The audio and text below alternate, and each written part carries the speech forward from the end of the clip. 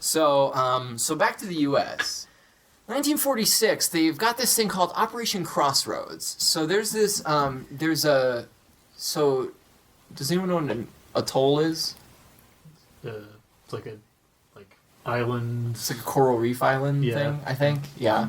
According to Wikipedia, an atoll, sometimes called a coral atoll, is a ring-shaped coral reef including a coral rim that encircles a lagoon partially or completely. Okay. Yeah, that's what I thought. Okay. Okay, cool. All of us are dumb. Thanks, Wiretap. We didn't know when the Soviet Union was started. Okay, so in 1946, there's so in the Pacific, there's a place called the Bikini Atoll. There were about 167 people who lived on this place, lived on the Bikini Atoll. They moved them off of the island because they're like, we're going to drop some bombs on it. So they moved them to some nearby islands, and they dropped off some food and some water for a couple weeks. And then Thanks for that. And then they didn't come back in like a reasonable amount of time. So everyone, like, by the time they fucking remembered, like, they came back, everyone was like starving, and Yikes. they didn't come back before the food ran out, and so. Destroy America. Yeah, basically. So this is called Operation Crossroads, and it was a bunch of nuclear tests in the Bikini Atoll. And so the first one was called Able. They moved a couple dozen ships, like some old American warships, some captured Japanese warships, a couple like Nazi warships.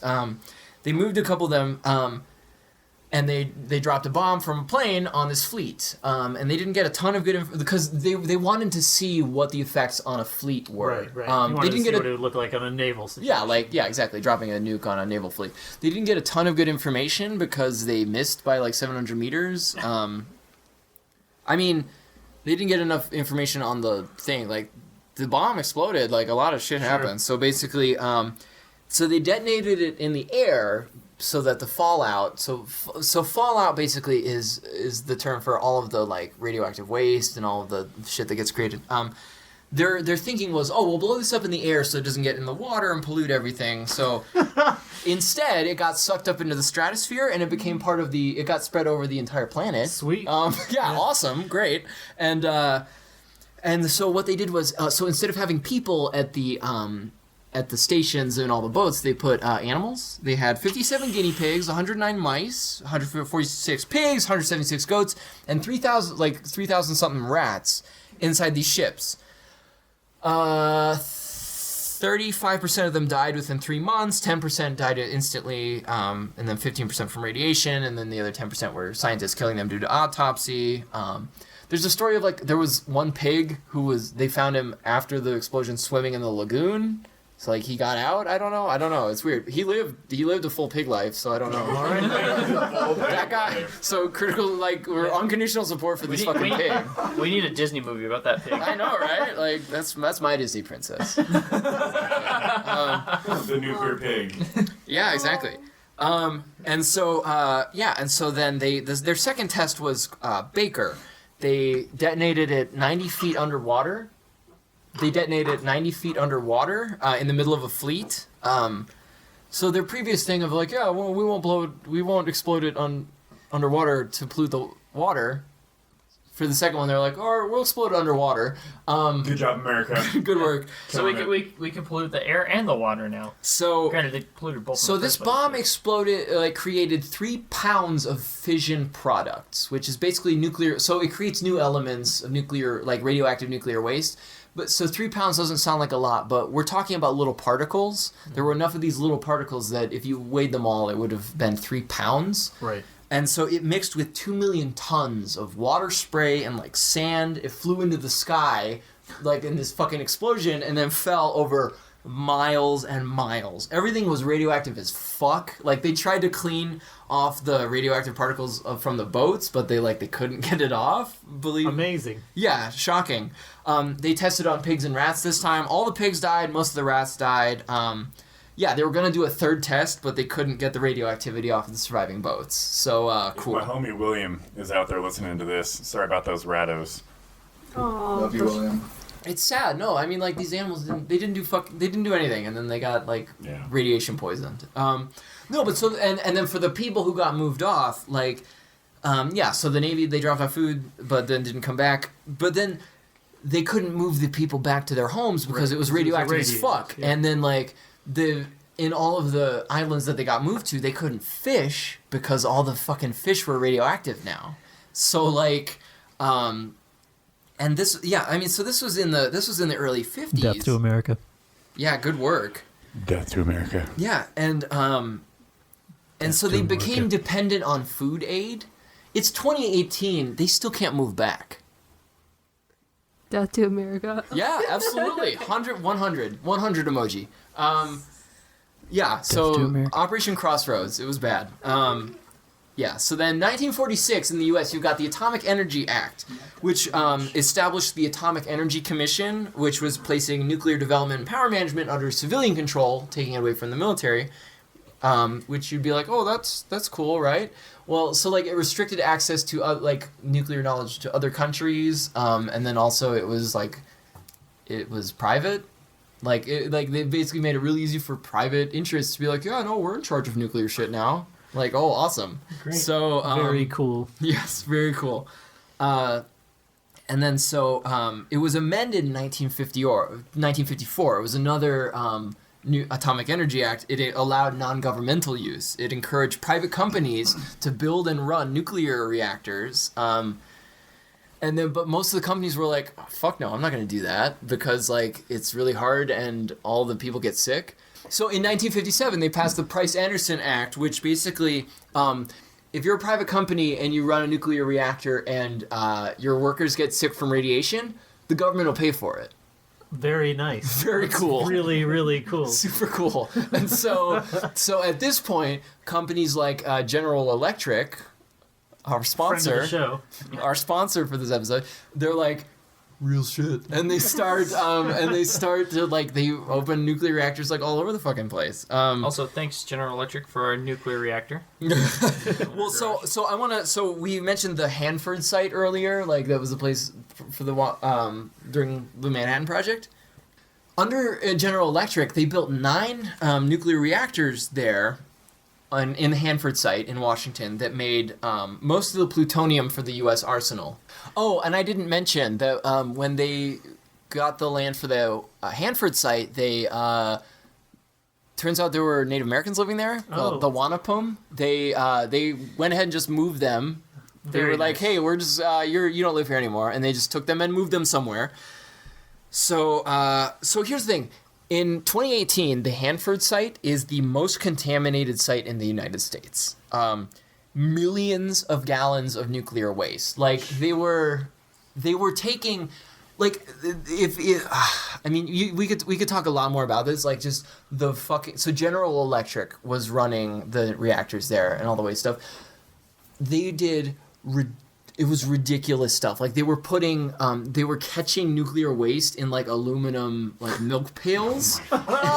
I'm not kidding. They would like catch like runoff, like radioactive runoff in these aluminum pails, like put a lid on it and like bury it right under the That's ground. the efficiency of capitalism. Yeah, and it like fucking leached out into the ground. This is like Mr. Burns level bullshit. Like, think about The Simpsons and how ridiculous They had like zero oversight. Like they were like, you just do whatever, we're good. Like the government was like, milk pails. yes, like literally. Yeah, so basically, there was leakage into the groundwater, like leaked into the Columbia River, and actually ended up poisoning a lot of the land that the Wanapum were moved to. So cool. Sweet, that's so very just nice. super great. Yeah, so that's Hanford. That was just America.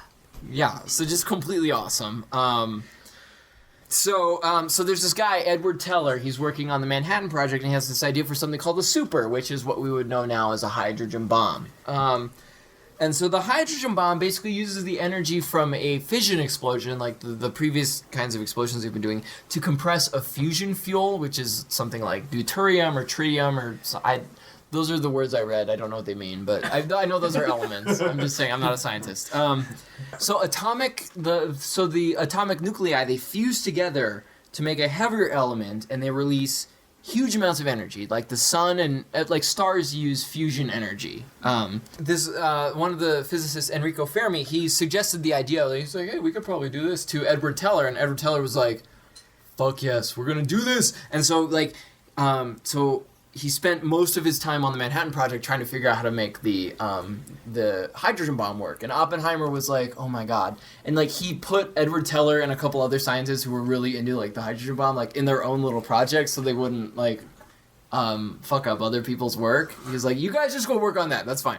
And so there was this other guy named Stanislav Ulam, who made big conceptual leaps to figure the whole thing out, and so they ended up fighting with each other over the credit for the Edward Teller and Ulam ended up fighting with each other over the credit for the hydrogen bomb, and Teller was like, yeah, no, my intern came up with like all of this, but so basically it's called the Teller-Ulam concept, which is what most of our bombs today use, and so in 1950, Nationalize it. well, The people's they did. That's the problem. The people's nukes. We'll get there. So in November 1st, 1952, we go back to the Marshall Islands, not to the Bikini Atoll this time, to the Eniwak, Eniwetok Atoll in the Marshall Islands. So people live there, surprisingly. Could ruin some more lives. So they moved them to another island. They did get to move back 30 years later, Oh, which is nice, uh, comparatively. with radiation? Well, yeah, I'll talk about that in a minute. Okay. And so they build a huge, like they build like a literally 80-ton device. Death to America. Like they don't drop it from a plane. Like obviously 80 tons is too big, so it's just like it's constructed there.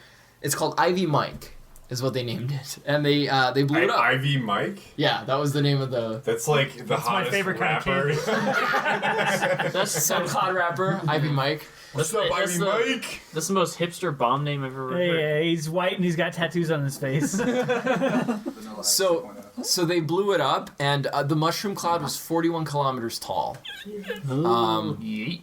And it created a 1.9 kilometer wide crater where the island that it was on used to be, and radioactive coral debris, because this was an atoll, fell 35 miles away. Oh. So most nuclear scientists at this point, with the hydrogen bomb, they were like, listen, this bomb is so big you literally can't do anything with it except genocide. Like, we don't need this bomb. And they were, like, a lot of the scientists, like nuclear scientists were advocating to the government, like, we don't need this. We can't use this for any, like, there's no practical use for this But bomb. also, we can't stop making it. Yes. Well, We're gonna keep working on it. there is that. I mean, yeah, and so during this time, the Oppenheimers, so Frank and Robert, they ended up getting fucked over at this point. So Frank, Robert's brother, so in 1949 he got called before the House Un-American Activities Committee, which just tied in with our friend Joe McCarthy, friend of the show, Joe McCarthy. And yeah, so he gets called before House Un-American Activities Committee, and like they're just reaming him for days and days. And so basically he testifies, yeah, I was part of the Communist Party. Our big thing that we did was we desegregated a public pool in Pasadena. Like that was his that branch of the Communist Party. They desegregated this public pool because at the time desegregation was like that was an explicitly like communist thing. Like that was what the communists were working on. This fucking pool in Pasadena, they were like, it was like on the weekends it was for white people, and like the other times, but they would drain the water and refill it for the white people after Jesus it was ridiculous. So yeah, Frank's like, yeah, I did that shit. That's what I did in the Communist Party.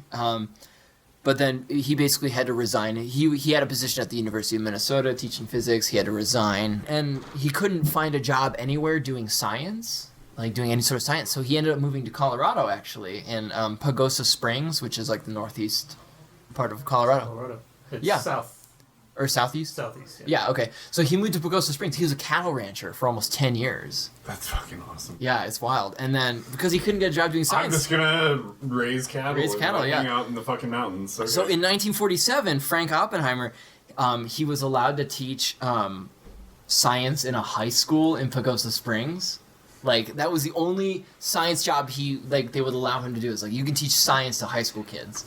And actually, most of his students ended up winning the like Colorado State Science Fairs because, like, obviously. Well, no shit. Yeah, the obviously. Dude was fucking yeah, brilliant. he was legit. And so eventually, like after decades, he was allowed to do university level science again. He got back into physics, but what Frank did was he got really interested in like science education, and he started this museum in San Francisco called the Exploratorium, which was about like it was like a hands-on science museum for like kids and adults and just like people of all ages. Yeah, and so Frank Oppenheimer and his Exploratorium model thing, he actually influenced how science was taught like in. Before Frank Oppenheimer, a lot of science wasn't really taught with experiments and like hands-on stuff. It was all kind of textbook explanation stuff. But because of Frank Oppenheimer, he changed how kids learn science. So like Frank Oppenheimer was legit. Like he was a cool dude. And then so Robert Oppenheimer. So Not as legit. well, here's the thing. So the Hiroshima bombing happened. Robert Oppenheimer, so he was disconcerted by the Nagasaki bombing. He was like, why did you do that? Why did you drop a second bomb? And so he went to Truman. He went to his office, and he went into his office, and he said, like, listen, I feel like I have blood on my hands. And Truman kicked him out and told his Undersecretary of State, Dean Aikson, he was like, I don't want to see that son of a bitch in this office ever again. And so Oppenheimer actually ended up being like a big advocate against the hydrogen bomb. He was like, listen, we don't need this. Like, we need to share this knowledge with the Soviets. This can't just be an American thing. And so then in the 50s, he was trying to get his security clearance renewed, basically to get his so that he would be able to be a part of like the discussions about atomic bombs, and then he had this whole long hearing about getting a security clearance, and they brought up the stuff with his mistress, Jean Tatlock, and they were like, so during the Los Alamos project, you were sleeping with this woman? He's like, yeah. And they were like, did you talk to her about the project? He's like, I mean, like, I guess a little. He's like, was that a good idea? And they're like, well, no. And so he had a bunch. So Edward Teller, the guy who came up with the hydrogen bomb, he actually testified against him. He was like, he's a fucking commie. And like a bunch of people were like, yeah, he used to be communist. Like, don't give him a security clearance. And so Oppenheimer basically like he lost. Like, so he was at the height of. He was the most influential figure in creating the atomic bomb, and then he lost all of it because he used to be a communist and because he turned against he helped create the atomic bomb, and then he saw what happened and he tried to fight it, and he got punished basically. He lived the rest of his life kind of advocating against the atomic bomb, like being on committees like and speaking against the use of atomic weapons, and and then he died of lung cancer in the 70s, 60s or 70s, I don't remember. So 1954, the United States, they got some more hydrogen bombs they want to test. Like, they got some they want to drop out of planes now, and so they've got these series of tests called Castle Bravo. And so they go back to the Bikini Atoll. They were like, oh, I guess we didn't fuck them up enough. Sure. Let's go back. And so they dropped another hydrogen bomb, which was 1,000 times more powerful than the bomb they dropped on Hiroshima. Very cool. Yeah, absolutely. And so they dropped this bomb, and the nuclear fallout plume, like this big cloud of radioactivity, it drifted to the inhabited islands on the east of Rongelap, Rongerik, and Utrecht. These who are all atolls. Rongelap was the closest one. It got covered in up to 2 centimeters of radioactive dust. Wow. And there were people living there. That's where they evacuated some people too. The ones who had been evacuated from those cities, they came back in 3 years, but they had to leave again because they were radiation sickness because of like all the food chain was radioactive. Death to America. Yeah. And so a lot of them, they moved back after 3 years, but then they had to go out within days of because of these. They were evacuated after being like days of radiation sickness. And so actually, the Castle Bravo test, all the fallout literally drifted around the planet. Fuck. Yeah, and it turned out it caused an international incident. It was supposed to be secret, and then everyone was like, like a bunch of people, like countries could sense like, what the fuck is this? And like there's all this radiation wave like going across the planet, and so it caused this international incident. It led to calls for a lot of like bans. Like people would be like, we need to ban testing nukes above ground. Like if you're gonna test a nuke, like put that shit in a cave or something. Like don't do that in the atmosphere because then it's gonna get to people. And so. A couple extra, like, super cool things is the United States, they set up this secret medical program to study the inhabitants of the Marshall Islands in the Pacific without their consent to test the effects of radiation on these people. And guess how much medical, like, money and, like, medical care they gave them? 0. Pretty close. Oh. So $20. Depends on what their deductible was. Yes, exactly. Death to America. Yeah, and so Yeah, America. and it's interesting. So there was actually this Japanese fishing boat that was in the area, and 23 of these Japanese fishermen, like they were just like they're fucking fishing in the Pacific Ocean, like minding their own business, and they get a bunch of radioactive ash on them, and one of them dies, and people are like, what the fuck? Like, this is terrible. And so this asshole Edward Teller, he's like, what did he say? He said, it's unreasonable to make such a big deal over the death of a fisherman. Fuck off. This guy was a fuck. No, so here's the thing, like in the 50s, I think it was in the 50s or the 60s, he wanted to use nukes to create an artificial harbor in Alaska for the military. He was like, we could just use nukes for whatever. Yeah. No, there was like a whole bunch of this shit where people were like, we could dig mines with nuclear bombs. We can dig tunnels with nuclear bombs. We can build harbors with nuclear bombs. Like, people were going, wow, we're going wild with the nuclear bomb shit. Yeah. Like, because they're all sitting in an office. They're not the ones putting the fucking, yeah. I wonder to what degree in like the 60s, 70s, 80s, cancer was caused by all the nuclear testing. Well, specifically in the Marshall Islands, a lot. Well, but I mean, like worldwide. Like, especially with the hydrogen Mr. bombs, like going in, going into the atmosphere. It did go in the atmosphere. Yeah, I didn't look that up. I'll bet there's a connection. Like, sure. It's like it may be a slight increase, but an increase nonetheless in cancers. Yeah, I absolutely. bet it's more than a slight increase. I mean, because we're putting all this radioactive shit into the atmosphere. Right. Like, people. You notice nobody talks about the fucking hole in the ozone layer anymore. Like that stopped in like the 90s. Because Reagan fixed it.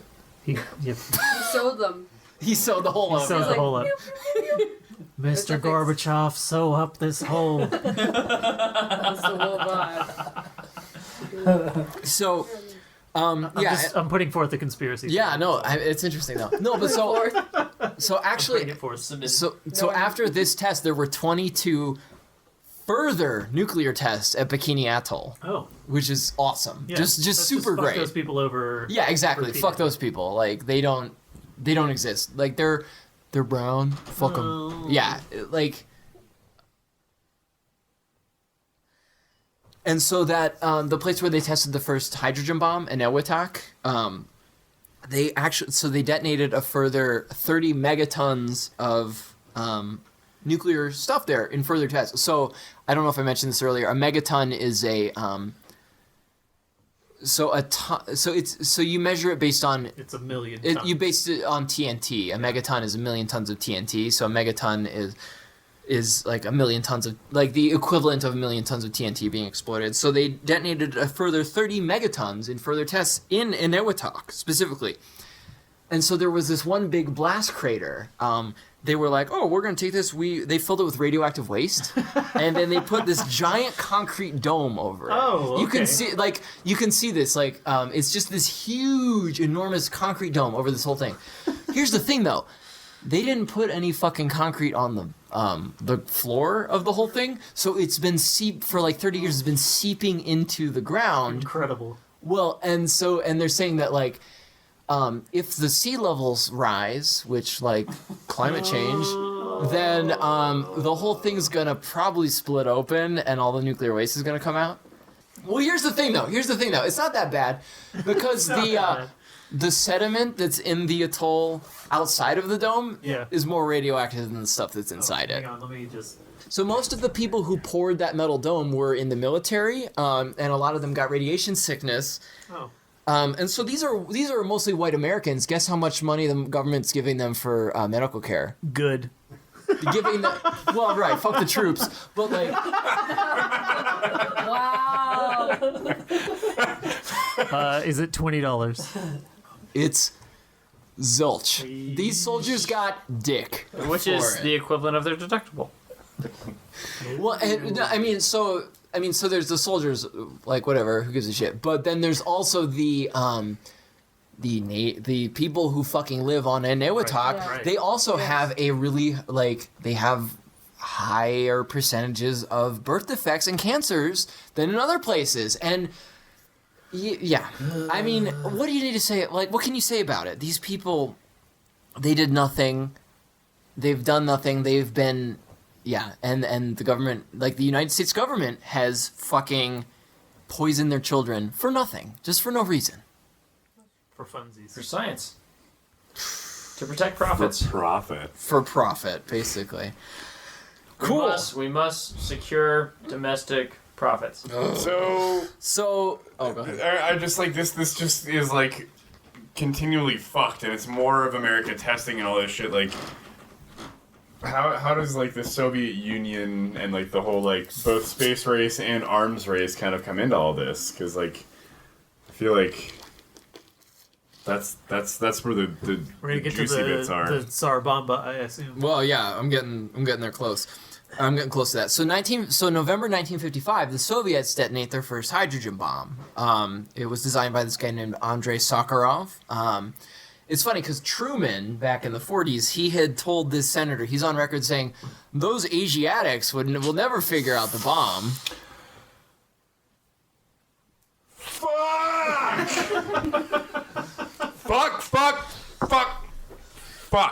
Fuck America. Fuck. So they detonate, and so it kind of starts off this space, or not space race. It starts off this arms race where like both the United States and the Soviet Union are trying to accumulate as many nuclear bombs as possible. So there's this whole idea of deterrence. The idea of deterrence is that, listen, if I have a bomb and you have a bomb, I'm not going to launch my bomb at you because you're going to launch your bomb at me, and then we'll both die. But if you don't have a bomb, I can launch my bomb at you and not have to worry about it. Right. And so that's... there's a big conversation that's going to happen there with this episode. Let's do it right now. Let's do it. What are your thoughts? Well, just deterrence. Like, we live in a time and place where deterrence is a major factor in... It still is. Yes. Well, yeah, but especially right now with the DPRK and this idea. We'll get there. Yeah, and that's what I'm saying. We'll get there. Like, I don't want to do it right now, but like that's something that has to be talked about because like fuck, like deterrence is not this idea of just like two megalomaniac world powers trying to fight each other off. No, it's America is a fuck, and everybody else is like, we don't want to get killed by America. Well, yeah, and that's the thing is like it's just such a terrible, terrible idea. But like, it's the only. You know that if the Soviet Union didn't have nuclear bombs, America would have dropped a shitload of them. Easily. Like, all over the place. They would have just dropped them, like, willy-nilly. The Soviet Union saved the world from nukes. God, I mean, listen, I'm not gonna, like, get 100% behind, like, the Soviet nuclear program, because, like, there was some fucked up shit that happened. We'll get there. But, like, yeah, if the Soviet Union didn't have nuclear weapons, like, yeah, America would have been dropping them all over the place. They would have dropped one on Korea, they would have dropped one on Vietnam, they would have dropped one on the People's Republic of China, they would have dropped them everywhere. It would have been terrible. But, yeah, but so at this point, other states are starting to get nuclear weapons. So in 1956, the UK starts testing nuclear weapons in Australia. So I want to thank.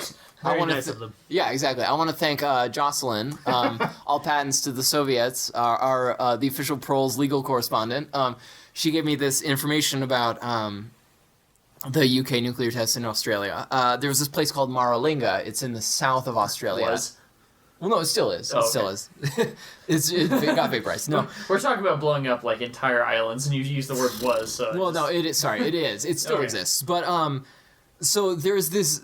It was this Australian minister. He was like, "Oh, the whole project is a striking example of inter-commonwealth cooperation on the grand scale. England has the bomb and the know-how. We have the open spaces, much technical skill, and the great willingness to help the motherland." Wow.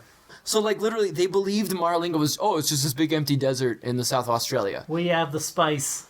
So so it turns out there are people who live there. Aboriginals, I'm assuming. Yep, the Pitjantjatjara. I'm sorry if I pronounced that incorrectly. There's a lot of letters. They called themselves the Anangu, which means people, which is interesting. Most indigenous people have their word for themselves is people. People, yeah.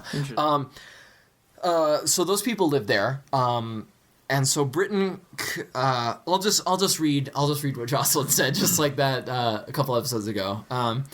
So Britain conducted about 200 minor trials aimed at testing the performance of weapons components and investigating safety issues. As a result, a little more than 22 kilograms, about 49 pounds, of plutonium-239 was dispersed around the site at Mar-a-Lago. Mar-a-Lago was chosen because it was remote and believed to be uninhabited. They had not adequately considered the presence of the indigenous people. Some of the people were moved out, but many were not informed about the tests and were exposed to the nuclear fallout. Unsurprisingly, the nuclear testing had major long-term health and social repercussions for the indigenous communities, along with the service personnel and civilians who were involved in or present at the nuclear tests. There's some comically awful footage of the servicemen standing near the tests with no protective clothing there. Oh, and so when Mar-a-Lago closed in 1967, British authorities began, quote, cleaning up the site. Contaminated debris was buried in trenches topped with concrete.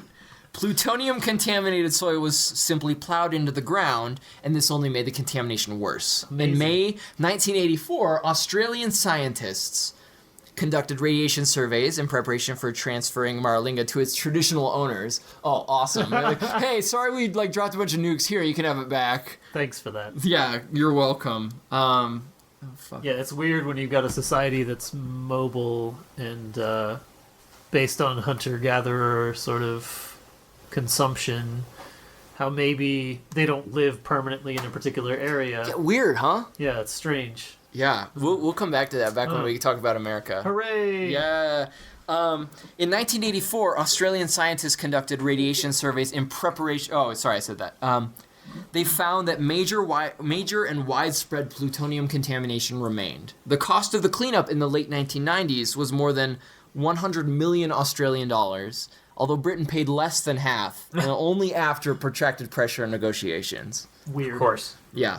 So that's what Jocelyn said. And so apparently, actually, in 2018, or contemporarily, the Australian government is actually looking into the place again as a place for nuclear waste storage. Oh, great. Cool. Yeah, fuck those people who fucking live there. God. Yeah, so the UK got a nuclear bomb, so they're nuclear power at this point. 1960, France, they test a nuke in the Sahara, where presumably nobody lives. Except for the... Bedouins? Yeah. Yeah. And so they drop one bomb in the Sahara, and they're like, oh, okay, we're actually going to go to the South Pacific too and drop bombs there like the U.S. does. And so they move their testing to the South Pacific. Not to be one-upped by the United States. Yeah. And then China, the People's Republic of China. So in 1954, they have the first Taiwan Strait crisis, where there's like a conflict between the Republic of China and the People's Republic of China. And so Mao decided, we need some bombs for diplomatic credibility. Like, we're not going to match the U.S. Like, they have too many bombs. But we need some bombs. And so they did some research for bombs, and they tested a bomb in 1964 in the north of China. And so it's interesting. So Khrushchev in, I think, the early 60s, so Khrushchev told Mao that that the Soviet Union was planning to discuss arms control with the U.S. and Britain. And China's like, that's revisionist, fuck you. And they were right. Well, here's the thing. I don't think discussing arms control was bad. I mean, it's complicated. It's complicated. It depends on the terms. It's complicated. We'll talk about it a little bit. What he was really talking about is disarming the USSR and the US doing jack shit. Well, I mean, and that kind of happened in some, like, a little bit, like, Khrushchev did a little bit of that. But, like, the idea of nuclear disarmament, not a bad thing. And then the next one is India. In 1974, they test their bomb they call it Smiling Buddha. Interesting. Yeah. Wild. Yeah, and they blow that up. Israel, 1986. Oh, we find out they have Friend some... of Rojava. Death to Israel. We find out, like, the rest of the world finds out they have some, but Israel's never actually said one way or another if they have nuclear weapons. We're pretty sure they have them, but, and I wonder where they got them. Well, so actually... Yes, the Palestinians created the atomic bomb. And I can't remember when I was researching, I think this goes back to high school, when I was taking an advanced course on, like, Cold War history in my junior year. But the first nuclear reactor that ever made its way to Israel was actually sent by France. Really? Yeah, in like the 60s or 70s, France helped Israel establish a nuclear reactor. And I'll look and make sure I can find where this I'll make sure I cite it, and we can obviously put it on the episode. Yeah. But the France, obviously France in collaboration with the U.S. and Great Britain, but France gave Israel the means with which to build a nuclear reactor in like the 60s, 70s, something like that. So then the next one is Pakistan in 1998. So India does a couple more tests, and Pakistan's like, fuck you, we're doing some tests, because Pakistan and India, they're doing their whole thing. And so Pakistan also has nukes in 1998. And then the next one is 2006, a little place called the Democratic People's Republic of Korea. Heart reacts. F. Heart reacts only. Heart reacts. And they detonate a nuclear bomb, is what they say. There was some confusion, but like it probably happened. Like it probably they have nukes. Like it's not the Democratic People's Republic of Korea has nukes. Like we don't. That's really not a question at this point. Iran does not though. Right. Right. Does South Korea? No. I don't believe so. No. The U.S. has nukes stationed in South Korea. Oh, but sure. We don't know for sure. We're gonna put missiles in Turkey and then get mad when you put them in Cuba, but we won't put them anywhere else. I promise. It's never gonna happen. Yeah, we'll there's no nukes anywhere. Chronologically, in this very loose timeline that we've established here, 1957, you've got the Kishtim disaster. It's in the Soviet Union. There's a reactor. The cooling system on a waste tank failed, and it blew a 160-ton concrete lid for this tank up in the air, and it releases this huge radioactive cloud, which starts going, creeping across the Soviet Union. A specter is haunting the USSR. A specter of radioactivity. Yikes. It's bad. It's not good. The specter of capitalism. This is actually I think it's the third worst nuclear disaster. So 22. Wait, what's the first? Fukushima. Oh. There were 22 villages exposed to radiation. They evacuated 10,000 people. So here's the thing. The CIA, they found out about this, but they didn't actually publicize it. So you'd think they'd be like, oh, look, the Soviet... Yeah. They didn't publicize it because they didn't want to hurt the nuclear industry in the U.S. Right. Congratulations. You played yourself. Yeah. So, here's one of the weird things.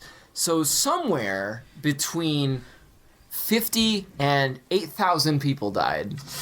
We're not sure. That's a huge spread. It's somewhere between there, and it's probably not 8,000. So the problem is that you can't really tell. So cancer from radioactivity isn't distinguishable from cancer that just happens naturally. So it's hard to tell.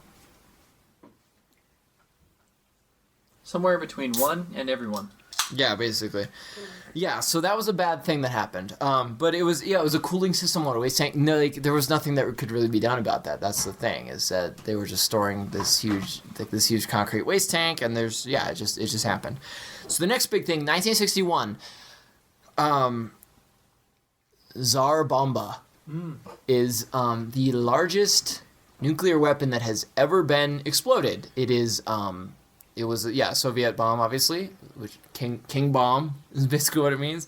It was 58 megatons, which I didn't write down. Wait, wasn't it like 58 million megatons or something like that? No, it's just 58 megatons, but it was many tens of thousands of times larger than like the Hiroshima bomb. It was like, yeah. Well, are you looking it up? Yeah. Okay, I swear that's it was fine. like in the millions. I don't think it was millions of megatons, because that's ludicrous. That would be... The Earth has exploded. Crack the Earth open like an egg. Oh, you're Set right. the atmosphere on fire. Well, it wouldn't The be an egg. It yield would was be like 50 breaking it like a megatons. plate. The maximum design yield is 100 Earth is- megatons. Yeah, but they got 58. So no one's ever used this. Like, they didn't actually put this bomb into production, thank God. But they were like, I wonder how big we can make a bomb. And like, it was the biggest fucking bomb. And like, it sent a shockwave like all the way around the planet. Like, it sent radiation up into the fucking. Like, listen, we're way pro-Soviet on this podcast, but like, they did some bad shit with nukes. Well, this is after our boy Joey Steele, so It's true. This is You can Khrushchev. criticize all you want. Yeah. yeah. This is Khrushchev. Fuck This is this. capitalist Khrushchev. restoration. Yeah, exactly. Okay, so then we're moving on. So 1962, the Cuban Missile Crisis. The U.S. had ICB, like intercontinental ballistic missiles in Turkey, and then the Soviet Union had some in Cuba, and then the U.S. Placed after the ones in Turkey were already there. Yeah, and then the U.S. was like, what the fuck? Real shit. Yeah, the U.S. was like, fuck you can't have those. And there was this, like, huge, like, there was this crisis. It was very close to, like, nuclear war. And actually, during the Cuban Missile Crisis, there was a sub-commander, a Soviet sub-commander who was like,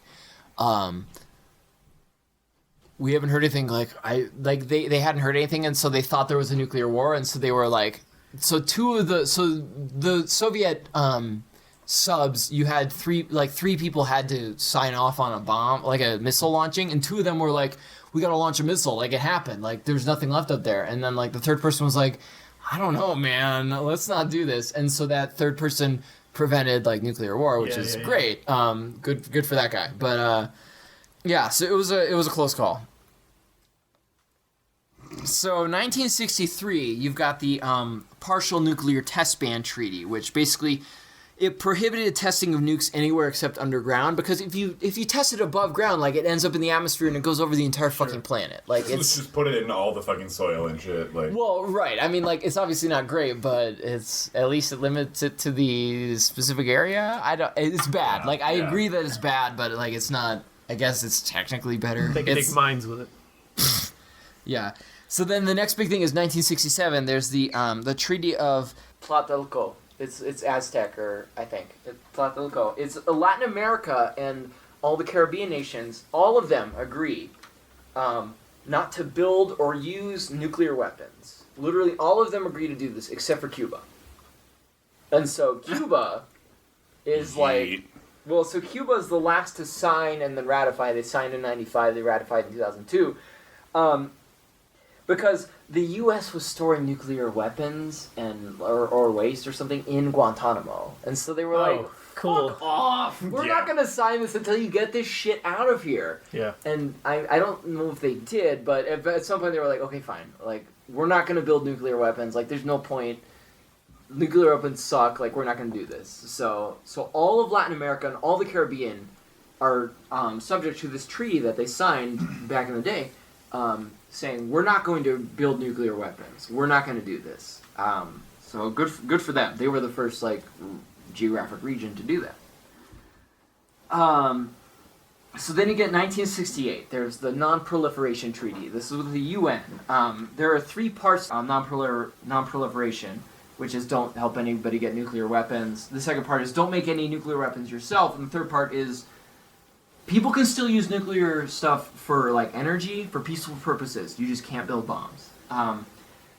And so there were 4 countries that have not signed the non-proliferation treaty. It's India, Pakistan, Israel. I can guess who the 4th one is. Who? United States. No, actually, they've signed it. South Sudan. They just lied about it. The only reason South Sudan hasn't signed is because they literally came into existence in like 2011. So The U.S. has made a point of making nuclear weapons for the last. Well, I mean, that's the problem with like these fucking UN treaties, right? Is that like It's meaningless if you're a superpower. is that it doesn't have any teeth. Yeah. Yeah. The UN has no power to enforce, particularly against the members of the Security Council. Exactly, and so that is a problem. Yeah, so then you get 1985, there's the South Pacific Nuclear Free Zone Treaty, which all the South Pacific nations, who actually were, I think, like per capita, like, or in terms of, like, they've had the most nuclear weapons tested on their land. They were like, we're not going to build any nuclear weapons, no one can test them here, fuck off, like, no nuclear shit here. And then, so 1986, the United States and the Soviet Union, they meet in Iceland, in Reykjavik. Young Gorby. Well, so here's the thing. So Reagan and Gorbachev, they meet in Iceland to discuss nuclear abolition. And so Gorbachev starts by, he's like, what if we ban all ballistic missiles? And Reagan's like, well, listen, I've got my strategic defense initiative thing. I want us to keep doing that with Star Wars. He's like, I want to keep doing that. And Gorbachev's like, oh, fuck off. I've got a lot of money to waste. And so here's the thing. So they keep one-upping each other, which it's this really That's weird... bullshit. Well, no. Here's the thing. No. So what happens is, so Gorbachev's like, okay, what if we eliminate 50% of all strategic arms? And then Reagan's like, okay, well, what if we get rid of all ballistic missiles in 10 years? And then Gorbachev's like, all right, fuck off. What if we get rid of all nuclear weapons? And then, so they keep, like, one-upping each other. And then Reagan, so Gorbachev's like, let's get rid of nuclear weapons. This is bad. Like, it's going to destroy the world. Like, there's no point in having these. And Reagan's like, okay, that's cool, but I want to keep doing the SDI thing. But just in laboratories. Just in a laboratory. Like, we're still going to do our SDI thing. And Gorbachev's like, no, fuck off. No SDI. No nuclear weapons. Let's get rid of all of it. And Reagan has this quote. He's like, are you really going to sacrifice such a historic thing over one word? And Gorbachev's like, fuck off. It's a matter of principle. And so Gorbachev wouldn't back down. Man of principle, young Gorby. No. Well, no, so here's the thing. Like, obviously, fuck Gorbachev. But, like, we got so close in Reykjavik. We got so Gorbachev close. is way better than Reagan. Yes, We got so close to nuclear abolition in Iceland in 1986. Like, yeah, it just Gorbachev was like, no, fuck you. You can't do like your strategic defense initiative because like you're not actually reducing nuclear weapons. You're still doing that to do fucking nuclear like warfare, just in a different way. And he wouldn't back down. And Reagan was like, okay, fine. Fuck it all, and like backed off, and so then obviously we didn't get anything. In a world where Gorbachev is the good guy, Yikes. Reagan is. So in 1996, the International Court of Justice, which is like a UN institution, they basically make a ruling. If you use nuclear weapons, it's pretty much illegal internationally. Which like obviously doesn't have any teeth, but like it's at least. You can't use white phosphorus, but you know what the U.S. has used for the past fucking 2 decades? White phosphorus. Like, fuck off. So in 2017, actually, there was it's called the Treaty on the Prohibition of Nuclear Weapons, which it prohibits the development, testing, production, stockpiling, stationing, transfer, use, and threat of use of nuclear weapons. Nobody who has nuclear weapons has signed this. Which sucks. Yeah. No, but here's the thing. So we're going to talk about. I'm sure we're going to talk about this in a few minutes when we kind of get to like the sum up here. But like, we can't have nuclear weapons. We cannot have them as a society. Like, I understand the reason that places like the DPRK and et cetera like have them. I get it. We cannot have them. There is no use. There is no possible way to use nuclear weapons that will not result in literally billions of people dying. But I'll explain this in a minute. I'll explain this, but like we cannot use them. We cannot use nuclear weapons. Every other country, almost every other country, is willing to get rid of them if the U.S. gets rid of theirs. Yes, that's true. That's the linchpin. That's super true. Yeah. It's just that the U.S. So I'll get back to this in a minute. The U.S. and Russia currently have the most nuclear weapons.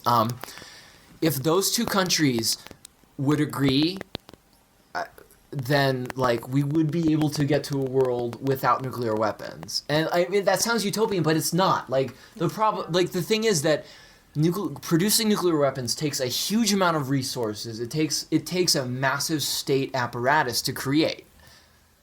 We have the institutions in place to prevent this if the existing nuclear weapons are decommissioned. We cannot have nuclear weapons. You cannot use them. You cannot use them. I'll talk about this in a bit, but like, I'm just saying, I will say this again in a minute. We cannot use nuclear weapons. So you're saying you're not a Possadist? No, because Possadism is tribalism.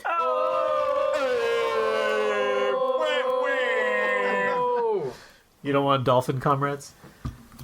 I would love dolphin comrades, but at what cost? At what cost? Was anyone here born before 1980? No. Okay. So here's the thing.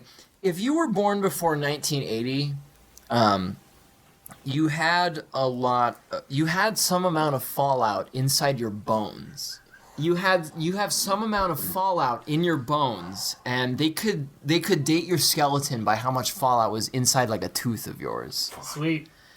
All from the atmospheric testing. So 1980 was the last atmospheric nuclear test by the PRC, because like they banned that in like the 70s, but the PRC was like, "Fuck off! We're still doing nuclear like atmospheric nuclear tests," which is yikes.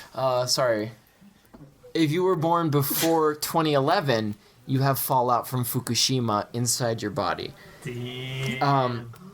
So every single human being born before 2011 has fallout, has nuclear particles, like fission products, inside our skeletons. Like, it is marked in our bodies because of the amount of nuclear waste that was shot into the air, into the ocean, into the food system, into the global ecosystem during these two events. And so in the 80s, the United States and the Soviet Union had over 18,000 warheads pointed at each other, and it was a hair trigger based on if they would launch at each other.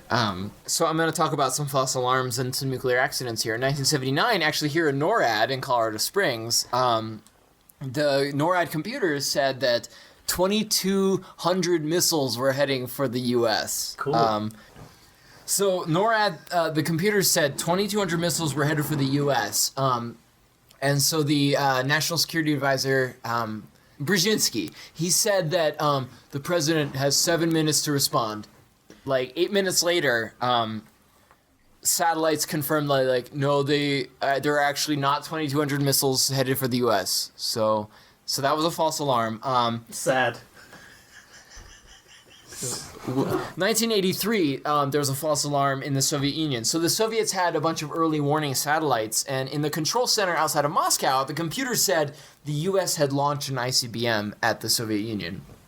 And so the guy who was in charge, Stanislav Petrov, he thought, if the U.S. is going to launch a nuclear attack, they're going to launch all their missiles. They're not going to just going to shoot one. So he was like, it's a false alarm. It's fucked up. And then another computer said, they've launched a missile. Do a thing, retaliate. And he was like, they're not just going to shoot one. And so he was like, don't do anything. It's a false alarm. And it was. And so, what did it end up being? It was just a computer. Oh, so it was actually. So it was a computer error because so the way that they would report, the satellites would show computer launches was like the explosion from the rocket flying off, but it turns out it was like a reflection from the sunrise over there, and so they fixed it after this, but like he was correct and like that's not real, and so he could have he could have launched all of the Soviet Union's nukes at the U.S. I mean, sad, I guess. Sad. But critical support for the nukes that didn't get lost. well, no. But so here's the thing: if he had launched all of the Soviet Union's nukes at the U.S. would have launched. It would have ended. It would have exterminated all life on Earth. So like, good work, Stanislav Petrov, for not doing that. Literally saved the world. Yeah, but so then you've got, I mean, there have been nuclear accidents constantly. Like, in 1951, in Great Britain, there was what's known as the Windscale fire. It was 2 reactors caught on fire. 240 people got thyroid cancer from like, the fallout. 1961, in Goldsboro, North Carolina, there was a B-52 carrying 2 nuclear bombs that crashed. And both the bombs were fucking armed when they were on the ground, and so they had to go in. They managed to deactivate them before they like went off. I lived in Goldsboro, North Carolina from 1997 to 1998. I went to middle school in this. Yikes! Wasn't there one that got lost and they found later? Oh yeah, that's true. That's in Georgia. Off the coast. That's a different thing. There was the Tybee Island. No, here's the thing. The problem is there are so many nuclear accidents where they like lost bombs or like accidentally dropped bombs that were armed. There's so many stories like this. There's a nuke off Tybee Island that no one has found. God, nobody knows damn where it. it is. It's like a tourist island. Like good luck, Georgians. People go to the beach around Tybee Island. In 1980, there was in Arkansas, there was a Titan missile silo in Damascus, Arkansas, where so Titan missiles are like 3 or 4 stories tall. This one, like the accelerant for the missile, like exploded or whatever, and they, like, fortunately it didn't activate the nuclear warhead, but like it was a whole big thing. 1986 in Ukraine, you've got Chernobyl, which never heard of it. Well, let me tell you about it. So no, I mean, here's the thing: it was a super Pripyat, yeah, that was the town. So it was a super complicated thing. Basically, the reactor melted down, like through a lot of like freak accidents and just a lot of stuff. The reactor melted down. The Soviet Union evacuated people within a couple of days. It probably wasn't as quick as it needed to be, but like nobody really knew what. Nobody knew. Here's the thing: nobody knows how to deal with nuclear accidents. Like nobody knows how to deal with this shit. It wasn't just the Soviet Union who didn't know how to deal with this shit. I mean, you had 3 Mile Island in the U.S., which almost was a horrific accident, but they got lucky. No, so Chernobyl, they evacuated the nearby town of Pripyat. I think 31 people died from Chernobyl. The problem is that. So the next time Chernobyl, that whole area, the exclusion zone, is going to be habitable by human life is 20,000 years. Sweet. Yeah. So it's not great. In 1988, Rocky Flats, Denver, Colorado. So they had it's 15 miles west of Denver. From 1952 to 1989, there was a facility that they used to manufacture plutonium triggers for hydrogen bombs, which are, again, 1,000 times as destructive as the Hiroshima bomb. They were building these, and there was a fire in the Rocky Flats facility, in 1988.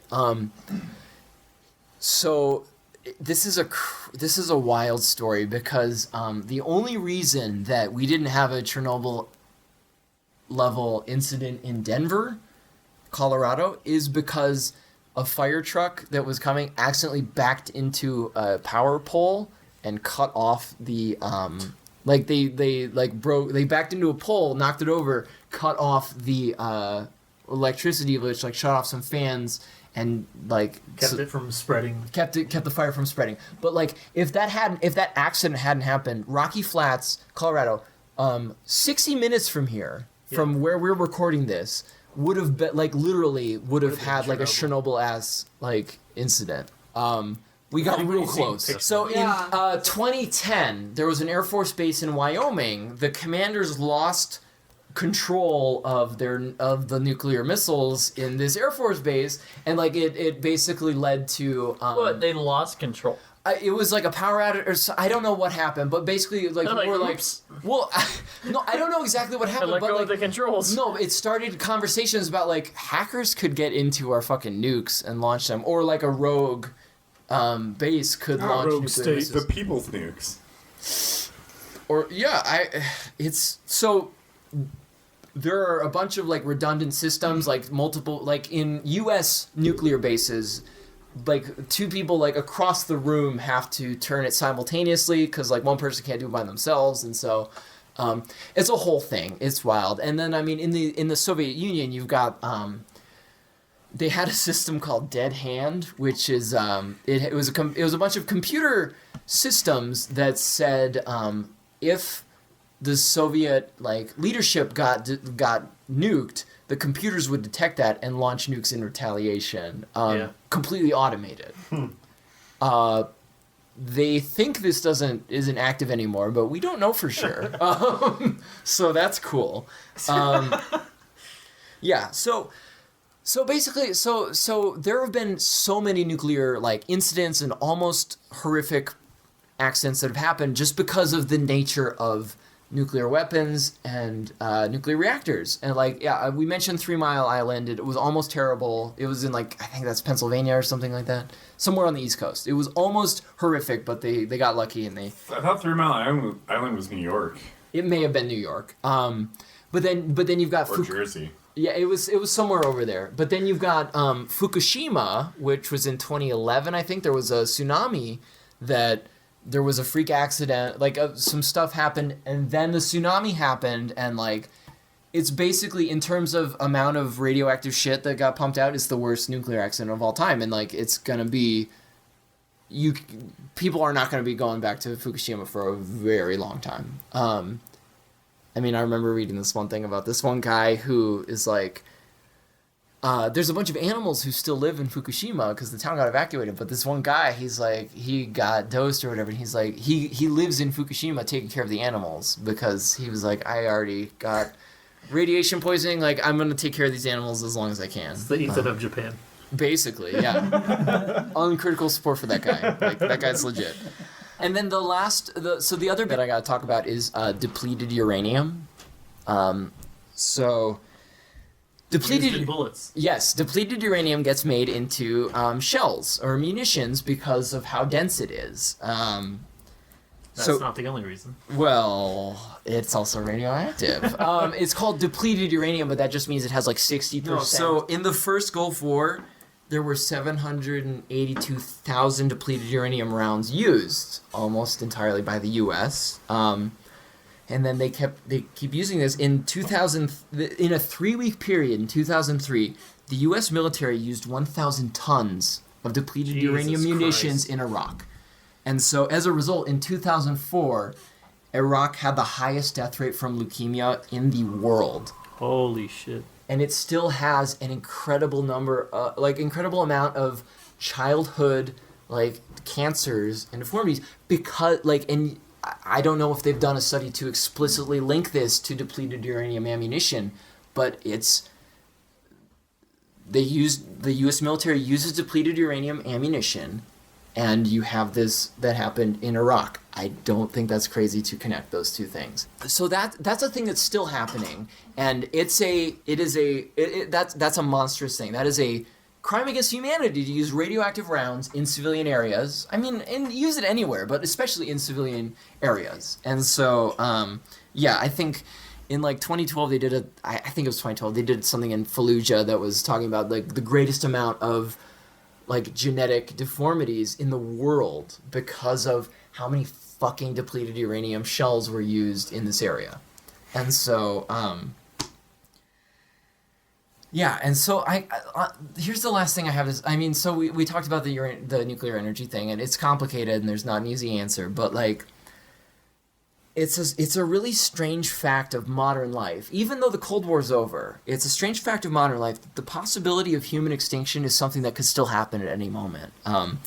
So the bombs dropped on Japan had 7%-ish of the power that most of our bombs now have. And even a limited nuclear strike. People have talked about a quote-unquote limited nuclear strike on, say, Iran. But the thing with a limited nuclear strike is it would cause firestorms that would send they've guessed it would send 5 million tons of dust and ash into the sky, which would block 90% of the sunlight in the area. It would lower temperatures over an area around the size of the entire Eurasian continent. This would result in reduced growing seasons, massive famines, lower amount of rain in East and South Asia, 20 to 80%, somewhere in there. Drier weather in Africa and the Americas. This is called a nuclear winter. They've talked about this for decades. It would inevitably cause a mass extinction event. Billions of people dying from lowered crop yields, from all of these related issues. And this is what they call a limited strike. There are almost 15,000 nuclear weapons on Earth today. We cannot use these nuclear weapons. That's the thing. So the big thing to talk about, I guess, as Marxist-Leninists, with nuclear weapons, the thing that's in the news a lot is specifically the DPRK and them getting nukes. And so that's basically functioning on this idea of deterrence, right? The idea is that if the DPRK has a nuke, then the United States isn't going to be able to invade, basically. Right. And so, and there's something to be said for that. Not without significant losses. Right, because the idea is that if they invade, the DPRK will launch a nuclear weapon. Even if you don't factor in nukes, the cost of invading for the U.S. into the DPRK is but the whole point not is worth it at all. Well, but I think the crux of the argument comes from this idea that you look at leaders like Gaddafi or Saddam or whoever, whether they're leftist poster children or not, they existed in a place where they didn't have some deterrence, right? No SEAL Team 6 is gonna roll into the DPRK and fucking ice anybody because of that deterrence. And that's the part of proliferation. This idea of deterrence and stopping. You have these people that are leaders within their respective areas that are pushing for anti-imperialist measures, and they're building nationalist movements within their exploited countries, and the only way to stop that, ostensibly, is deterrence. And that's the problem. I'm not saying it's good. I understand. But America put these countries into that position. I'm not saying it's the only material preventative. Yeah, no, you're right, and I hate that that's the world we live in. I hate it, but that's true. I don't think absolutely 100% the DPRK should not disarm before the United States. Okay, so think about conflicts like Korea and Vietnam.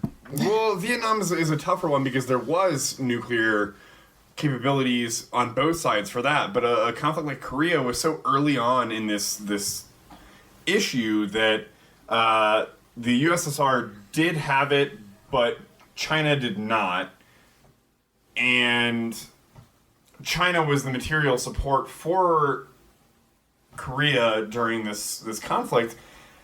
Things like that wouldn't have gone down the same fucking way, right?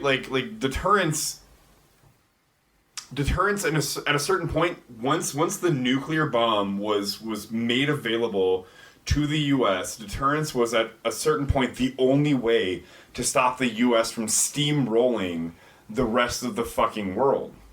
And that's the problem.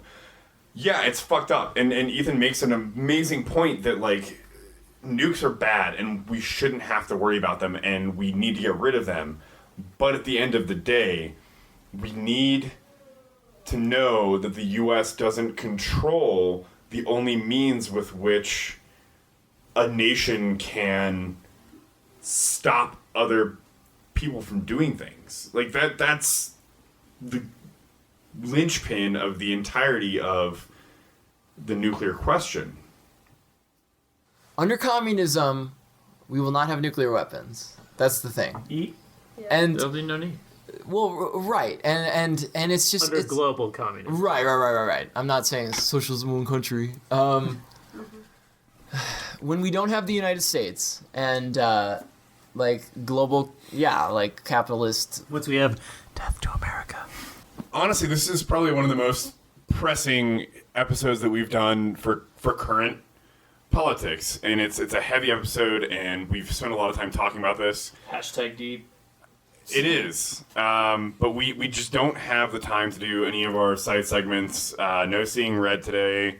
No pull the proles. We've been seeing red a lot tonight. Yeah, it's been a hell of an episode tonight. So like honestly, thanks so much to Ethan for coming on to talk about nuclear weapons, nuclear energy, just the nuclear question in general. And thanks so much to everyone for listening. This is a fucking long one. This is a really dense episode. There's a lot of good things that are talked about. So we hope that you all like it. Some suggested reading is going to be in the show notes. Follow along. Send us any questions, concerns, comments that you might have about this. Our sponsors are all of our excellent fans on Patreon, some of whose names have been changed. So during the trial, nobody's outed. And we can stay away from... Plausible deniability. Yeah, it's entirely plausible deniability. So, here we go. There's a lot of you now. This is fucking wild. It's like 90 of them. Aaron, Abvaichung, Ace Socks, Alexa played Despacito. Alice, Anna, Arturo, Bike, Bennett, Brandon, Brendan, Brock, Brooke, Bryn, Cameron, Casey, Chase, Christoph, Commissaris Rex, Comrade Benj, D. Medini, Danny, Dave, Dean, Diego, Eric, Ethan, not that one, Ewan, Felix, Francis, Our Filthy Comrade, Gaius Gracchus, Grant, Greg, Other Greg, Harvey, Hyder, Hidden File, Ewan, J. Martell, Jace, Jack, James, Janet, Jason, Jesse, Other Jesse, Jocelyn, Johnny, Josh, Other Josh, the gay one, Joshua, Justin, not that one, Other Justin, still not that one. Kieran, Linus, Marion, Marshall, Marxist-Leninist Marketing, Massimo, Matthew, Other Matthew, Michael, Mike, Mitchell, Morgan, Nathan, not Jojo, Pablo, Paul, Peter, Quentin, Radio Blur, Raphael, Rain, Randall, Real Joe Rogan, Arcade Drink a Beer Once, Ryan, Sabot Kitty, Sajid, Sebastian, Sel, Shane, Sean, Tadici, Talking Socks, The Cardinal Cadre, Thomas, Tim, Trauma Lee, Vincent, Violet, and Walter. All of these people are heroes of the revolution and make it so much easier for us to make this podcast for you. Fucking dumb. Please don't forget to rate and review us on your favorite podcast app, like us on facebook.com/ProlesPod, and follow us on Twitter @ProlesPod. If you have any feedback, topic ideas, or suggestions, seeing red, the mailbag, pull the proles, all those things, feel free to send us an email at prolespod@gmail.com, hit us on Facebook, hit us on Twitter, etc. Thanks for tuning in. Solidarity forever. Bye. Bye.